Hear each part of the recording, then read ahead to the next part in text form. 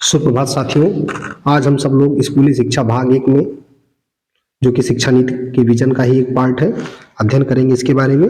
यहाँ पर आप लोग नई शैक्षिक जो अकादमिक ढांचा है उसके बारे में डिस्कस करने वाले हैं। यहाँ पर आप सभी लोग जानते हैं कि 10+2 की जो पुरानी शैक्षिक व्यवस्था थी, जो शैक्षिक ढांचा था, उसको उसकी जगह पर 5+3+3+4 की नई शैक्षिक व्यवस्था में पुनर्गठित करने की बात की गई यहाँ पर। अब यहाँ पर 3 से स्कूली शिक्षा में 3 से 18 वर्ष तक के बच्चों की शिक्षा की बात होगी।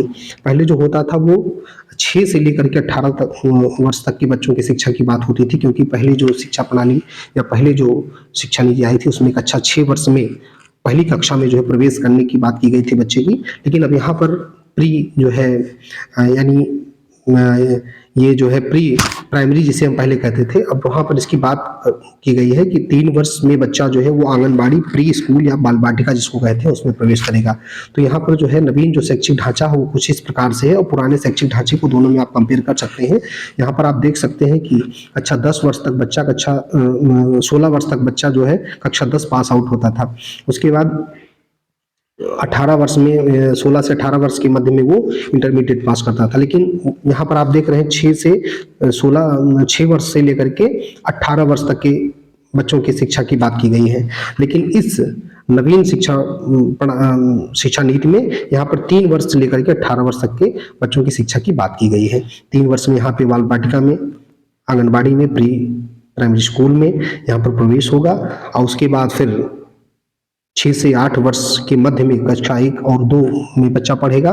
उसके बाद 8 से 11 वर्ष के मध्य में कक्षा 3 और 5 वो पास आउट करेगा।